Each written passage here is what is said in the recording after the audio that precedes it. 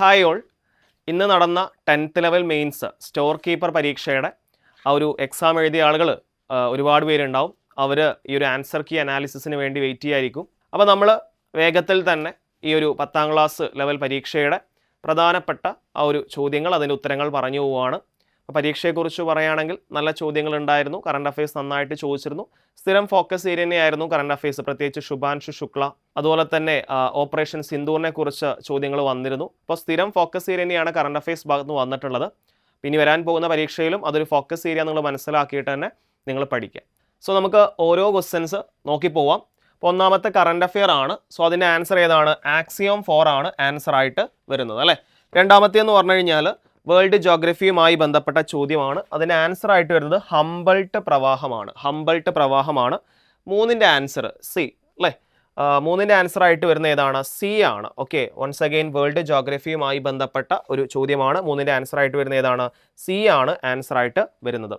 ഇനി നാലാമത്തെ ചോദ്യം എന്ന് പറഞ്ഞു കഴിഞ്ഞാൽ എന്താണ്? നാലാമത്തെ ചോദ്യം എന്ന് പറഞ്ഞു കഴിഞ്ഞാൽ നമ്മുടെ ഓർബിറ്റുകളുടെ ഡോക്കിംഗ് അല്ലേ, ഏതാണത്? സ്പേഡെക്സ് ആണ് അല്ലേ. 4ബിയുടെ ആൻസർ ഏതാണ്? സ്പേഡെക്സ് ആണ് ആൻസർ ആയിട്ട് വരുന്നത്. അഞ്ചാമത്തെ ചോദ്യം എന്ന് പറയുന്നത് വൺസ് അഗെയിൻ വേൾഡ് ജോഗ്രഫിയുമായി ബന്ധപ്പെട്ട ഒരു ചോദ്യമാണ്. സോ അതിൻ്റെ ആൻസർ ആയിട്ട് വരുന്നത് ബി ആണ്. 5ന്റെ ആൻസർ ഏതാണ്? ബി ആണ്. 6 വൺസ് അഗെയിൻ കുറച്ച് ഓൾഡ് ആയിട്ടുള്ള ഒരു കറണ്ട് അഫെയർ ആണ്. BNSS അല്ലേ, ഭാരതീയ നാഗരിക സുരക്ഷാ സംഹിത എന്നാണ് അല്ലേ. സുരക്ഷാ സംഹിത എന്നാണ് ഇതിൻ്റെ ഫുൾ ഫോം ആയിട്ട് വരുന്നത്. 6ന്റെ ആൻസർ ആയിട്ട് വരുന്ന ഏതാണ്? സി ആണ് അല്ലേ. 6ന്റെ ആൻസർ ഏതാണ്? സി ആണ്. ഓക്കെ ആണല്ലോ. ഇനി 7ന്റെ ആൻസർ ആയിട്ട് വരുന്നത് സാമൂഹ്യനീതി വകുപ്പ് പ്രതിഭാ പദ്ധതി എന്ന് പറയുന്നത് എന്തുമായി ബന്ധപ്പെട്ടതാണ്? ട്രാൻസ്ജെൻഡേഴ്സുമായി ബന്ധപ്പെട്ടതാണ്. പ്രതിഭാ പദ്ധതി എന്ന് പറഞ്ഞു കഴിഞ്ഞാൽ ട്രാൻസ്ജെൻഡേഴ്സുമായി ബന്ധപ്പെട്ട പദ്ധതിയാണ്. ഇനി 8 എന്ന് പറഞ്ഞു കഴിഞ്ഞാൽ കേരള ഗവേണൻസുമായി ബന്ധപ്പെട്ട ചോദ്യമാണ്. KS നിലവിൽ വന്ന ഒന്നാണ് 2018 അല്ലേ. 2018 KS നിലവിൽ വന്നിട്ടുള്ളത്. ഇനി 9ാമത്തെ ചോദ്യം പലർക്കും വളരെ കൺഫ്യൂഷൻ ഉണ്ടാവും. ലേറ്റസ്റ്റ് ആയിട്ട് വന്ന ഒരു ഡാറ്റയാണ്. സോ അത് പ്രകാരം കേരളത്തിലാണ് ഏറ്റവും കൂടുതൽ എന്തുള്ളത്? തൊഴിലില്ലായ്മയുള്ളത് എന്നാണ് ആ ഡാറ്റയിൽ പറയുന്നത് കേട്ടോ. സോ 9ന്റെ ആൻസർ ഏതാണ്? സി ആണ്. ഇനി 10ാമത്തെ ചോദ്യത്തിലേക്ക് വരുവാണ്. 10ാമത്തെ ചോദ്യം എന്ന് പറഞ്ഞു കഴിഞ്ഞാൽ ഒരു കമ്മീഷനെ കുറിച്ചിട്ടാണ്. കേരള കർഷക കടാശ്വാസ കമ്മീഷനെ കുറിച്ചാണ്. സോ അത് നിലവിൽ വന്ന വർഷം 2007 തിരുവനന്തപുരമാണ് അതിൻ്റെ ആസ്ഥാനം എന്ന് പറയുന്നത്. ഇനി 11ാം പഞ്ചവത്സര പദ്ധതി അല്ലേ, 11ാമത്തെ ചോദ്യമാണ്. 12ാം പഞ്ചവത്സര പദ്ധതിയുടെ ലക്ഷ്യം എന്തെന്നാണ് ചോദ്യം. സോ അതിൻ്റെ ആൻസർ എന്താണ്? സുസ്ഥിര വികസനമാണ് അല്ലേ. അപ്പോൾ എക്കണോമിക്സുമായി ബന്ധപ്പെട്ട വളരെ സിമ്പിൾ ആയിട്ടുള്ള ഒരു ചോദ്യമാണ്. 12ഉം ഇന്ത്യൻ ജോഗ്രഫിയുമായി ബന്ധപ്പെട്ട ചോദ്യമാണ്. കോളാർ ഖനികൾ എന്ന് പറയുന്നത് എന്താണ്? കർണാടകയിലാണ് അല്ലേ. സ്വർണത്തിന് പേര് കേട്ട ആ ഒരു കോളാർ ഖനികൾ എവിടെയാണ്? അത് കർണാടകയിലാണ്. ഇനി 13ന്റെ ആൻസർ ആയിട്ട് വരുന്നത് ആരാണ്? മൻമോഹൻ സിംഗ് ആണ്. സി ആണ് 13ന്റെ ആൻസർ ആയിട്ട് വരുന്നത്. ഇനി 14ന്റെ ആൻസർ ആയിട്ട് വരുന്ന ആരാണ്? ആഡം സ്മിത്ത് ആണ് അല്ലേ.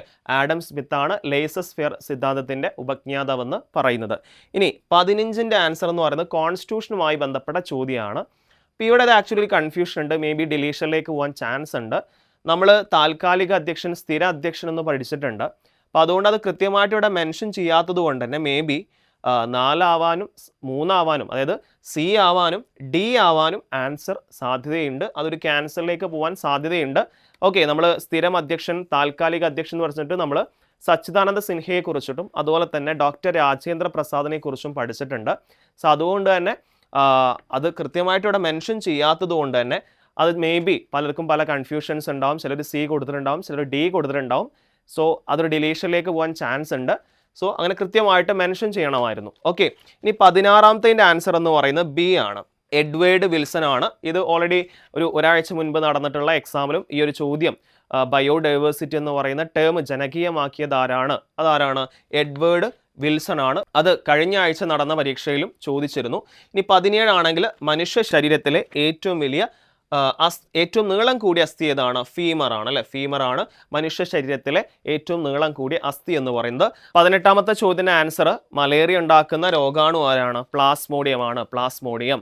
ഇനി 19ാമത്തെ ചോദ്യത്തിന്റെ ആൻസർ എന്ന് പറയുന്നത് മനുഷ്യ ത്വക്കിന്റെ നിറമാണ് പോളിജനിക് എന്ന് പറയുന്നത്. 19ന്റെ ആൻസർ എന്താണ്? ഡി ആണ്. ഇനി 20ന്റെ ആൻസർ ആയിട്ട് വരുന്നത് ഏത് മന്ത്രിസഭയുടെ കീഴിലാണ് ഇന്ത്യ? അതൊരു കറണ്ട് അഫെയർ ഒക്കെ ആയിട്ട് ചോദിക്കാം. സോ ഏതിൻ്റെ ആൻസർ ആണ്?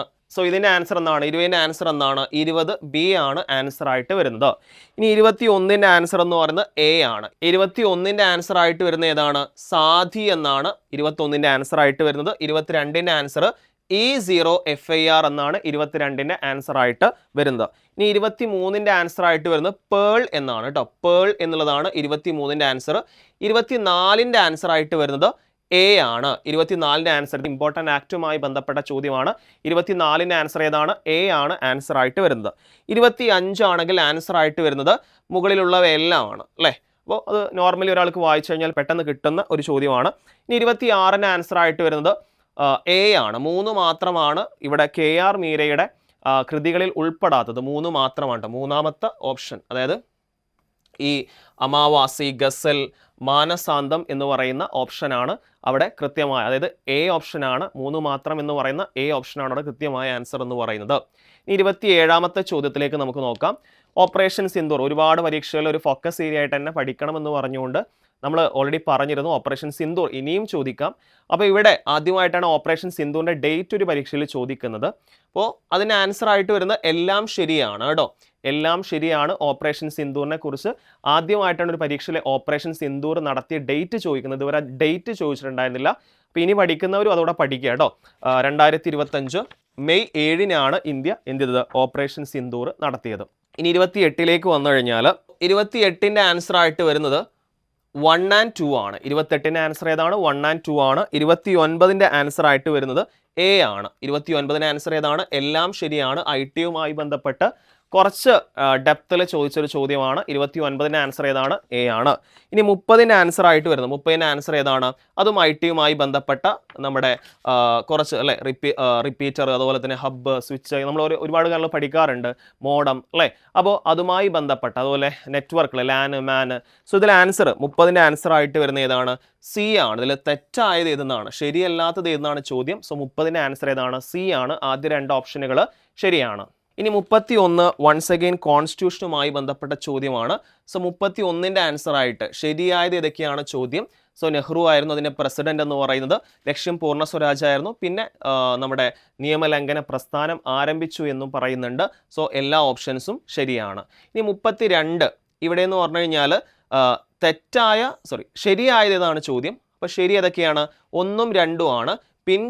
തീയതി വെച്ച ചെക്ക് എന്ന് പറഞ്ഞു കഴിഞ്ഞാൽ അത് ക്രിപ്സ് മിഷനുമായി ബന്ധപ്പെട്ട ഒരു സ്റ്റേറ്റ്മെൻ്റ് ആണ് ഗാന്ധിജിയുടെ. അത് ക്വിറ്റ് ഇന്ത്യയുമായി ബന്ധപ്പെട്ടതല്ല. സോ 1ഉം 2ഉം മാത്രമാണ് ശരി. 3 ശരിയല്ല.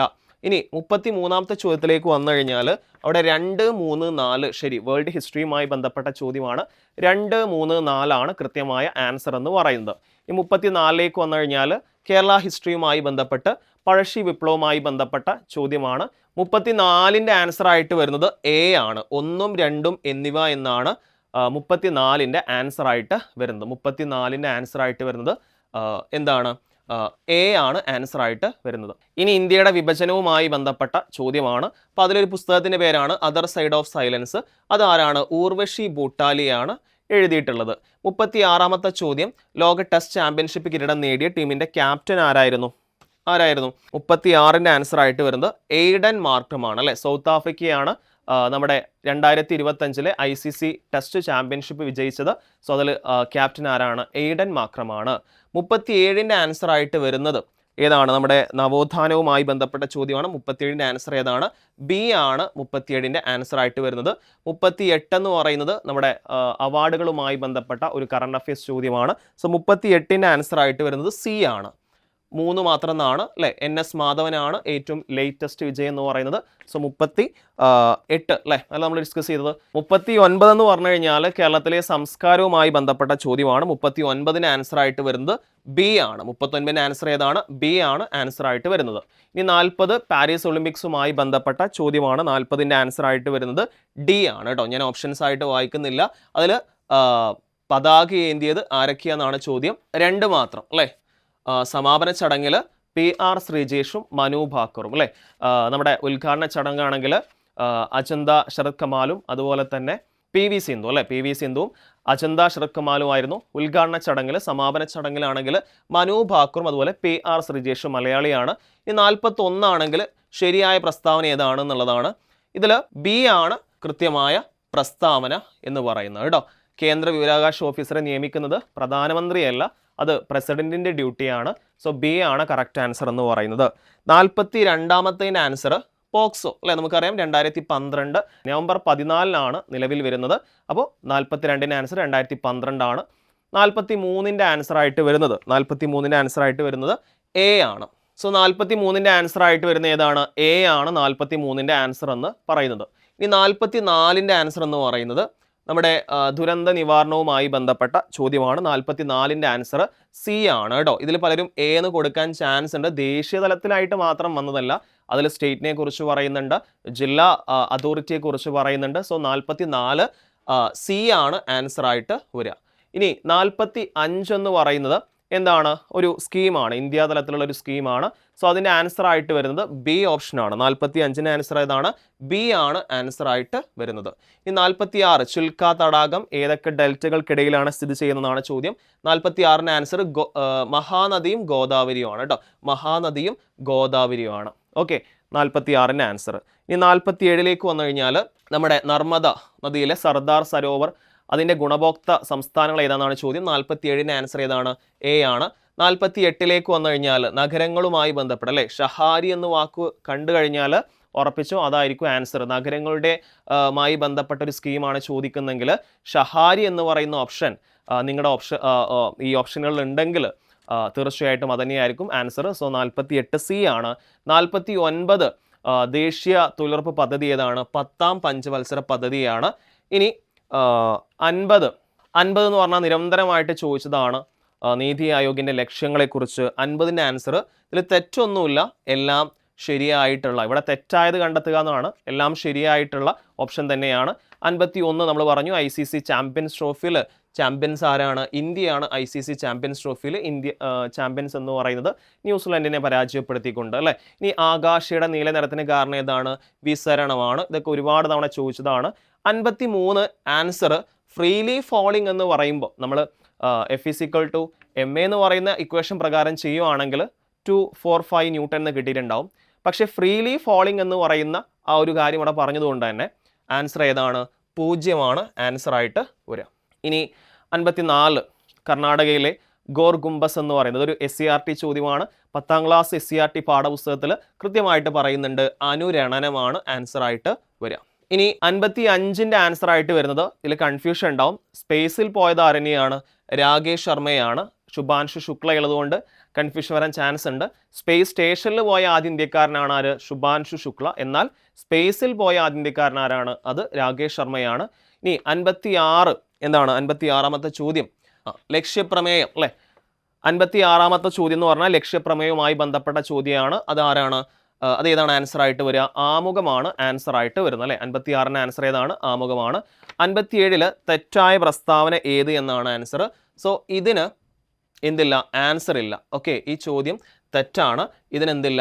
ആൻസർ ഇല്ല. 57ാമത്തെ ചോദ്യത്തിന് ആൻസർ ഇല്ല, ഇത് തെറ്റാണ്. ഇനി 58ാമത്തെ ചോദ്യമാണ്. വൺസ് അഗെയിൻ കോൺസ്റ്റിറ്റ്യൂഷനുമായി ബന്ധപ്പെട്ട ചോദ്യമാണ്. 58ൻ്റെ ആൻസർ ഡി ആണ്. മാച്ച് ദ ഫോളോയിങ് ആണ്. 58ൻ്റെ ആൻസർ ഏതാണ്? ഡി ആണ്. ഈ 59ാമത്തെ ചോദ്യമാണെങ്കിൽ അതിൻ്റെ ആൻസർ അതും എന്താ? 44 ഉൾപ്പെട്ടിരിക്കുന്ന ഭരണഘടനയുടെ ഏത് തത്വങ്ങളിലാണ് അല്ലേ? ഏതിലാണ്? 59 ഏതാണ്? നിർദ്ദേശ തത്വങ്ങൾ അല്ലേ. നമ്മുടെ 4ാം പട്ടികയിലെ 4ാം ഭാഗത്തിലെ നിർദ്ദേശ തത്വങ്ങളിലാണ് ഉൾപ്പെടുത്തിയിട്ടുള്ളത് അല്ലേ. ഇനി 60ാമത്തെ once again match the following ആണ്. 60ൻ്റെ ആൻസർ ആയിട്ട് വരുന്നത് എ ആണ്. 60ൻ്റെ ആൻസർ ആയിട്ട് വരുന്നത്. ഇനി 61 നമ്മുടെ Ukraine Russia conflict once again ഒരു കറണ്ട് അഫെയർ ആണ്. സോ 61ൻ്റെ ആൻസർ ആയിട്ട് വരുന്നത് എ ആണ്. 62ൻ്റെ ആൻസർ ഇത് ഇനി കെമിസ്ട്രിയെ കുറിച്ചുള്ള ചോദ്യങ്ങളാണ്. 62ൻ്റെ ആൻസർ ആയിട്ട് വരുന്നത് സി ആണ്. 62ൻ്റെ ആൻസർ ഏതാണ്? സി ആണ് ആൻസർ ആയിട്ട് വരുന്നത്. ഇനി 63ൻ്റെ ആൻസർ ആയിട്ട് വരുന്നത് ഡി ആണ്. 63ൻ്റെ ആൻസർ ഏതാണ്? 63ൻ്റെ ആൻസർ ആയിട്ട് വരുന്നത് ഡി ആണ്. 64ൻ്റെ ആൻസർ ആയിട്ട് വരുന്നത് എ ആണ്. 64ൻ്റെ ആൻസർ ആയിട്ട് വരുന്നത് എ ആണ്. ഇനി ഇന്ത്യയിലെ ആദ്യത്തെ കേബിൾ പാലം അല്ലേ, കേബിൾ റെയിൽവേ പാലം ഏതാണ്? 5 ഘട്ടം എന്ന് പറയുന്ന 65C ആണ് ആൻസർ ആയിട്ട് വരുന്നത്. ഇനി ഗാർഹിക പീഡന നിയമ ബില്ലിൽ ഒപ്പുവെച്ച രാഷ്ട്രപതി ആരാണ്? നമ്മുടെ 66ാമത്തെ ചോദ്യമാണ്. ആരാണ്? APJ അബ്ദുൽ കലാം ആണ് അല്ലേ. ഇനി കേരള സംസ്ഥാന ദുരന്ത നിവാരണ അതോറിറ്റി എന്താണ്? ഒരു നിയമാനുസൃത സ്ഥാപനമാണ്, ഒരിക്കലും എന്തല്ല ഒരു ഭരണഘടനാ സ്ഥാപനമല്ല അല്ലേ. അപ്പോൾ 67 അല്ലേ, ബി ആണ് ആൻസർ ആയിട്ട് വരുന്നത്. 68ൻ്റെ ആൻസർ ആയിട്ട് വരുന്നത് മില്ലറ്റ് വില്ലേജ് പദ്ധതി എന്നാണ്. 69ൻ്റെ ആൻസർ ആയിട്ട് വരുന്നത് രക്തം കട്ടപിടിക്കാൻ ഒരുപാട് തവണ ചോദിച്ചിട്ടുണ്ട്. ഏതാണ്? വിറ്റാമിൻ കെ ആണ്. ലോകാരോഗ്യ ദിനം എന്നാണ്. അത് നമ്മുടെ ഏപ്രിൽ 7 ആണ് ലോകാരോഗ്യ ദിനം എന്ന് പറയുന്നത്. ഓക്കെ, സോ GK ഏരിയാസ് ആണ് അത്. ഇനി നമ്മൾ മാത്സിലേക്ക് കടക്കുകയാണ്. മാത്സ് ഞാൻ ചോദ്യങ്ങൾ വായിക്കുന്നില്ല, എളുപ്പത്തിൽ ആൻസർ പറഞ്ഞു പോവാണ്. 71ൻ്റെ ആൻസർ ആയിട്ട് വരുന്നത് എ ആണ്. 72ൻ്റെ ആൻസർ ആയിട്ട് വരുന്നതും എ ആണ് കേട്ടോ. 73ൻ്റെ ആൻസർ ആയിട്ട് വരുന്നത് ഡി ആണ്. 73 ഡി ആണ് ആൻസർ ആയിട്ട് വരുന്നത്. 74 ഡി, 75 ഡി, ഡി ഓപ്ഷൻ ആണ്. 74, 75 ഒക്കെ ഡി ആണ് ആൻസർ ആയിട്ട് വരുന്നത്. 76ൻ്റെ ആൻസർ ആയിട്ട് വരുന്നത് സി ആണ്. 76ൻ്റെ ആൻസർ സി ആണ്. 77ൻ്റെ ആൻസർ ആയിട്ട് വരുന്നത് 77ൻ്റെ ആൻസർ ആയിട്ട് വരുന്നത് സി ആണ്. 77ൻ്റെ ആൻസർ സി ആണ്. 78ൻ്റെ ആൻസർ ആയിട്ട് വരുന്നത് എ ആണ്. 78ൻ്റെ ആൻസർ ഏതാണ്? എ ആണ്. 79 ബി ആണ്. 79ൻ്റെ ആൻസർ ഏതാണ്? ബി ആണ്. ഇനി 80ൻ്റെ ആൻസർ ആയിട്ട് വരുന്നതും ബി ആണ്. ഓക്കെ ആണല്ലോ. സോ ഞാൻ മാത്സ് ക്വസ്റ്റ്യൻസ് ഒന്നും വായിച്ചിട്ടില്ല, ആൻസേഴ്സ് മാത്രമേ പറഞ്ഞിട്ടുള്ളൂ. ഇംഗ്ലീഷിലേക്കും അതുപോലെ തന്നെയാണ്. 81ൻ്റെ ആൻസർ ആയിട്ട് വരുന്നത് 81ൻ്റെ ആൻസർ ആയിട്ട് വരുന്നത് എ ആണ്. 82ൻ്റെ ആൻസർ ആയിട്ട് വരുന്നത് ബി ആണ്. 83ൻ്റെ ആൻസർ ആയിട്ട് വരുന്നത് എ ആണ്. 83 എ. 84ൻ്റെ ആൻസർ ആയിട്ട് വരുന്നതും എ ആണ്. 84ഉം എ ആണ്. 85 എ ആണ്. 86ൻ്റെ ആൻസർ ഏതാണ്? ബി ആണ്. 87ൻ്റെ ആൻസർ ആയിട്ട് വരുന്നത് ബി ആണ്. ഇനി 88ൻ്റെ ആൻസർ ആയിട്ട് വരുന്നത് ബി ആണ്. 88ഉം ഏതാണ്? ബി ആണ് ആൻസർ ആയിട്ട് വരുന്നത്. 89ൻ്റെ ആൻസർ ആയിട്ട് വരുന്നത് സി ആണ്. 89 ഏതാണ്? സി ആണ് ആൻസർ ആയിട്ട് വരുന്നത്. 90ൻ്റെ ആൻസറും ബി ആണ്. 90ൻ്റെ ആൻസർ ഏതാണ്? ബി ആണ്. സോ ഇംഗ്ലീഷും അങ്ങനെയാണ്, ക്വസ്റ്റ്യൻസ് വായിക്കുന്നില്ല ഞാൻ. ഇനി 91ൻ്റെ ആൻസർ ആയിട്ട് വരുന്നത് 91ൻ്റെ ആൻസർ ആയിട്ട് വരുന്നത് സി ആണ്. ഓക്കെ, 91 ഏതാണ്? സി ആണ്. 92ൻ്റെ ആൻസർ ആയിട്ട് വരുന്നത് എ ആണ്. ഇത് നിരന്തരമായിട്ട് ചോദിക്കുന്നതാണ്. ഗുരുക്കൾ അല്ലേ, അതൊക്കെ ഒരുപാട് തവണ ചോദിച്ചിട്ടുണ്ട്. സോ ബഹുവചന രൂപമല്ലാത്തത് ഏതെന്നാണ് അല്ലേ. ഇനി 93 ഓപ്പോസിറ്റ് വേർഡ് കണ്ടുപിടിക്കാനാണ്. ആൻസർ ആയിട്ട് വരുന്നത് ഏതാണ്? സി ആണ് അല്ലേ. ഇനി 94ൻ്റെ ആൻസർ അല്ലേ, പൊൽക്കുടമാണ് 94ൻ്റെ ആൻസർ. 95ൻ്റെ ആൻസർ ആയിട്ട് 95ൻ്റെ ആൻസർ എന്താണ്? ഈ ദാശ എന്ന് പറഞ്ഞു കഴിഞ്ഞാൽ എന്താണ്? ശബ്ദം എന്നാണ് അർത്ഥം. 96 ആണെങ്കിൽ ആൻസർ ഏതാണ്? സി ആണ്. 96 ആണെങ്കിൽ സി ആണ്. ഇനി 97 ആണെങ്കിൽ ആൻസർ ആയിട്ട് പറയുന്നത് എ ആണ്. ഇനി 98ാമത്തേൻ്റെ ആൻസർ ആയിട്ട് വരുന്നത് ഏതാണ്? ബി ആണ്. 98ാമത്തേൻ്റെ ആൻസർ ആയിട്ട് വരുന്നത്. 99ാമത്തേൻ്റെ ആൻസർ ആയിട്ട് വരുന്നത് ഏതാണ്? ബി ആണ്. ദെൻ ലാസ്റ്റ് ക്വസ്റ്റ്യൻ ആണ് കാസ്റ്റിൽ ഇൻ ദ എയർ എന്ന് പറയുന്നതിൻ്റെ ഇംഗ്ലീഷ് ആ ഒരു ശൈലിയുടെ അർത്ഥം എന്താണെന്നുള്ളതാണ്. എന്താണ്? ആകാശക്കോട്ട എന്നുള്ളതാണ് അല്ലേ. അപ്പോൾ നല്ലൊരു എക്സാം ആയിരുന്നു. ഒരുപാട് സ്റ്റാൻഡേർഡ് ക്വസ്റ്റ്യൻസ് ഉണ്ടായിരുന്നു. കറണ്ട് അഫയേഴ്സ് നന്നായിട്ട് ചോദിച്ചിട്ടുണ്ടായിരുന്നു. പ്രത്യേകിച്ച് ആ ഫോക്കസ് ഏരിയ അടിസ്ഥാനപ്പെടുത്തിയിട്ട് തന്നെയായിരുന്നു കറണ്ട് അഫയേഴ്സ് എന്ന് പറയുന്നത്. പൊതുവേ മാത്സും മലയാളം ഒക്കെ ഇംഗ്ലീഷ് എല്ലാവർക്കും നന്നായിട്ട് സ്കോർ ചെയ്യാൻ പറ്റിയിട്ടുണ്ടാവുമെന്ന് വിചാരിക്കുന്നു. ഒരു സ്റ്റേറ്റ് വൈഡ് എക്സാമാണ്. കുറച്ച് നിയമനങ്ങൾ മാത്രമേ നടക്കുന്നുള്ളൂ. അതുകൊണ്ട് തന്നെ കട്ട് ഓഫും നമുക്ക് നല്ല രീതിയിൽ എക്സ്പെക്റ്റ് ചെയ്യാം, കാരണം കുറച്ച് വാക്കൻസി ഉള്ളതുകൊണ്ട് തന്നെ. അപ്പോൾ ഈ ലൈവ് നിങ്ങൾ കണ്ടിട്ട് നിങ്ങൾക്ക് എത്രത്തോളം മാർക്ക് സ്കോർ ചെയ്യാൻ സാധിച്ചു എന്ന് തീർച്ചയായിട്ടും നിങ്ങൾ കമൻറ്റ് ബോക്സിൽ രേഖപ്പെടുത്തുക. പരീക്ഷയെക്കുറിച്ചുള്ള അഭിപ്രായങ്ങളും തീർച്ചയായിട്ടും നിങ്ങൾ ഈ ഒരു വീഡിയോയുടെ താഴെ കമൻറ്റ് ബോക്സിൽ രേഖപ്പെടുത്തുക. നമ്മളിങ്ങനെയുള്ള ഇൻഫർമേറ്റീവ് വീഡിയോസും അതുപോലെ തന്നെ ആൻസർ കീ അനാലിസിസ് എല്ലാം നടത്തുന്നുണ്ട്. നമ്മുടെ ചാനൽ ആദ്യമായിട്ട് കാണുന്ന ആളുകളാണെങ്കിൽ തീർച്ചയായിട്ടും ലൈക്ക് ചെയ്യുക, സബ്സ്ക്രൈബ് ചെയ്യുക, നിങ്ങളുടെ ഫ്രണ്ട്സിലേക്ക്, പ്രത്യേകിച്ച് PSC പ്രിപ്പയർ ചെയ്യുന്ന ഫ്രണ്ട്സിലേക്ക് ഷെയർ ചെയ്യുക. നമുക്ക് മറ്റു പ്രധാനപ്പെട്ട പരീക്ഷകളുടെ ആൻസർ കീ അനാലിസിസുമായിട്ട് വീണ്ടും കണ്ടുമുട്ടാം. എല്ലാവർക്കും താങ്ക് യു.